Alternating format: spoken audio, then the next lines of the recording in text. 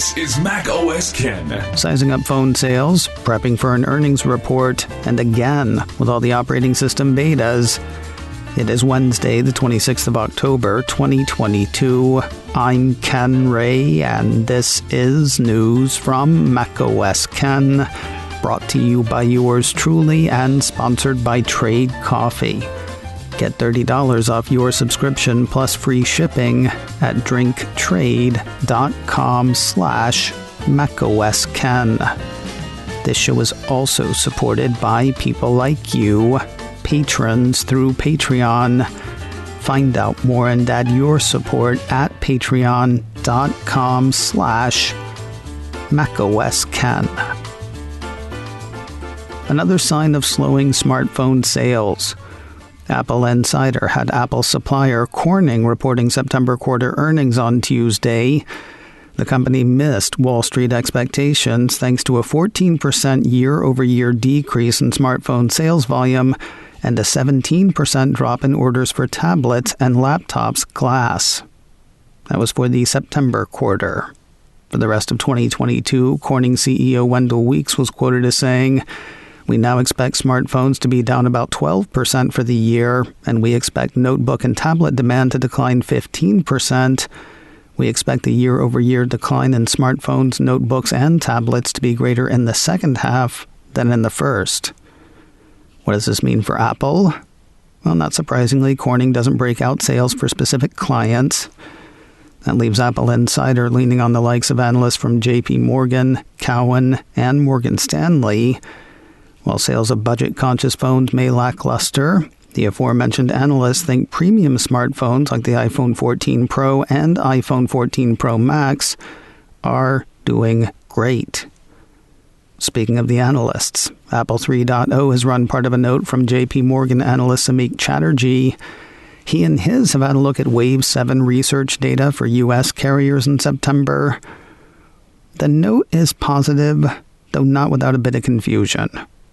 First, the decidedly good news from Apple's standpoint.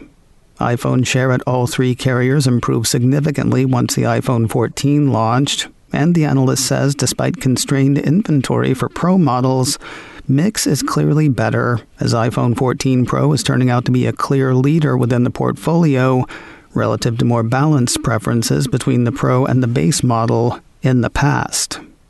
As for the bits of confusion, absolute share for iPhones is tracking lower than in September 2021 following the iPhone 13 launch, according to the analyst, and lack of differentiation for iPhone 14 base models and absence of inventory of Pro models are being cited as primary reasons for certain stores expecting lower iPhone 14 sales over iPhone 13. Apple 3.0 suggests part of the reason the 14's market share is down is that more customers may be ordering their phones direct from Apple. The site lists that as a bit of carrier insight, though it's unclear whether it came from the Chatterjee note or other sources. Whatever the case, the analyst is still in the Apple. Chatterjee has an overweight rating on Apple shares and a price target of $200. We started the week with Evercore analyst Amit Daryanani saying Apple would raise the price for its streaming video service, Apple TV Plus, at some point. Once it got live sports and a lot more content. The next day, Apple upped the price of the service by a couple of bucks. Now one analyst is saying that increase highlights the success of the service, and that analyst is Evercore's Amit Daryanani. Referencing the note with which we started the week, the analyst says the price increase adds to his firm's conviction that Apple is organically building a best-in-class premium streaming service. While the earlier note had indicated that he didn't think Apple had enough content to raise the price yet, he now thinks the increase is thoughtfully timed, as Apple recently released the second season of the critically acclaimed Acapulco, and over the next 6 to 9 months, they expect new seasons of some of their biggest shows, including Ted Lasso, Severance, and Mythic Quest. Plus, it's still cheaper than Netflix, Hulu, HBO, so, Daryanani goes on to say Apple has done a good job of building out their content library, but over the next 3 to 5 years, they should become far more competitive in terms of available content as long as they can maintain their impressive hit rate. Net, the analyst says, the increase follows similar moves by other streams and provides support that Apple is organically building the next HBO. Darianani has an outperform rating on Apple shares. His price target on the shares is $190.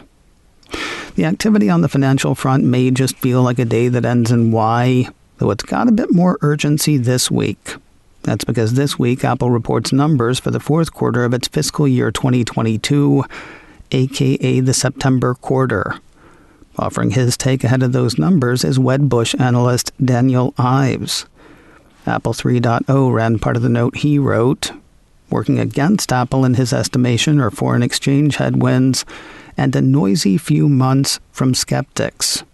On the first one, the analyst thinks sales of iPhone 14 that have skewed to the high end should help Apple meet and maybe just beat Wall Street expectations.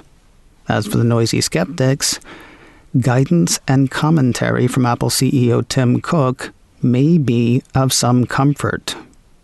Quoting his note, while not expecting specific December quarter guidance given the macro FX backdrop, we believe directional commentary from Cook should be positive around iPhone 14 Pro demand heading into the all-important holiday season. Ives thinks street expectations for the December and March quarters are beatable, though foreign exchange headwinds could mess that up. The analyst has an outperform rating on Apple shares. His price target on the shares is a street high, $220. As mentioned a moment ago, Apple's fourth quarter fiscal year 2022 earnings report is set for this week. Tomorrow, to be precise. Numbers will go out via press release after the closing bell. Then at 2 p.m. Pacific, 5 p.m. Eastern, about half an hour after the numbers hit, Apple execs and Apple analysts will hop on a call. You can listen to that as it happens on Apple's site. The company will make it available as a podcast soon after, and of course, we'll go over some of the biggest points right here on Friday. More news in a moment, but first a word from today's sponsor, Trade Coffee. If you've been getting your coffee from the grocery store and drinking the same coffee every day, it is time to try something better with Trade Coffee.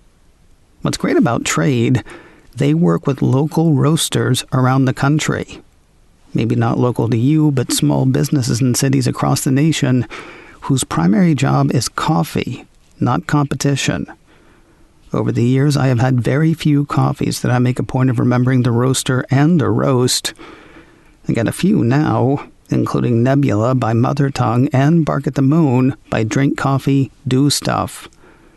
Those and a holiday blend I had 20 years ago absolutely top my list. Whether you're just getting started or consider yourself a coffee expert looking to expand your palate, Trade guarantees you will love your first bag, or they'll send you a new one for free. Right now, Trade is offering macOS Ken listeners a total of $30 off your subscription plus free shipping at drinktrade.com/macOSKen. That's drinktrade.com/macOSKen for $30 off your subscription to coffee I am sure you are gonna love. drinktrade.com/macOSKen. And thanks to Trade Coffee for sponsoring today's show. Curious how good the blood oxygen sensor in Apple Watch is?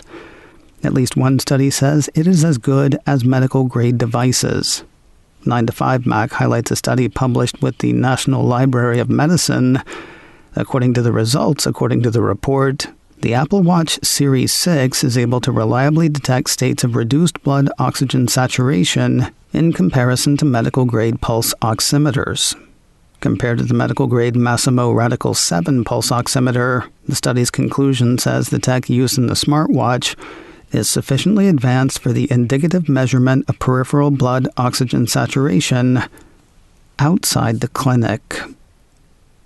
From the No Rest for the Wicked file, the software beta parade is once again on the march.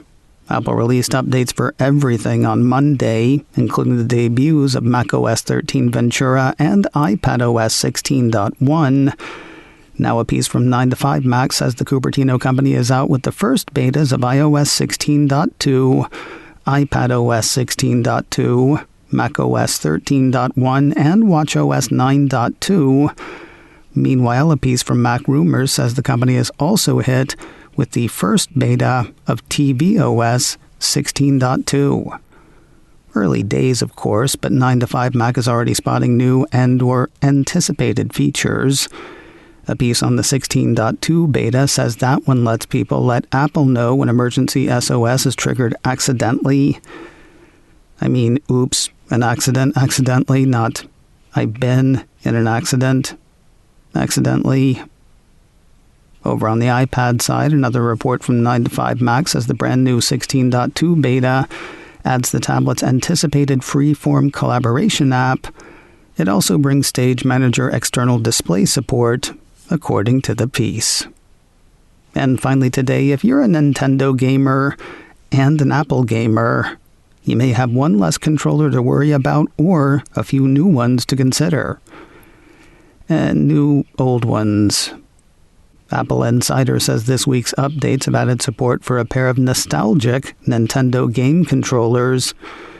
Apparently the company makes a modern, Bluetooth-enabled version of the Super NES controller, as well as a Bluetooth model of the Nintendo 64 controller. While Apple announced support for Nintendo Switch Joy-Cons and the Nintendo Pro controller at WWDC, this week's updates snuck in support for the retro controllers as well. Apple Insider says they will all now work for gaming on tvOS, macOS, iOS, and iPadOS, provided you're running the latest updates. Today on the Mac Observer's Daily Observations podcast, Mac Geek Gab co-host Dave Hamilton and I discuss the possibility of a post-hardware Apple. Plus, Dave's been spending time in macOS Ventura. He'll tell us what he's seen and what to consider when considering an update. That is all today on the Daily Observations podcast from the Mac Observer, online at macobserver.com or wherever you get podcasts. macOS Ken, brought to you by me and sponsored by Trade Coffee. Get $30 off your subscription plus free shipping at drinktrade.com/macOSKen. This show is also supported by people like you, patrons through Patreon. Find out more and add your support at patreon.com/macOSKen. Advertising handled by Backbeat Media. Online at backbeatmedia.com. You can reach me a couple of ways. Info at macosken.com or call 716-780-4080. Until next time, that is news from macOS Ken. I'm Ken Ray.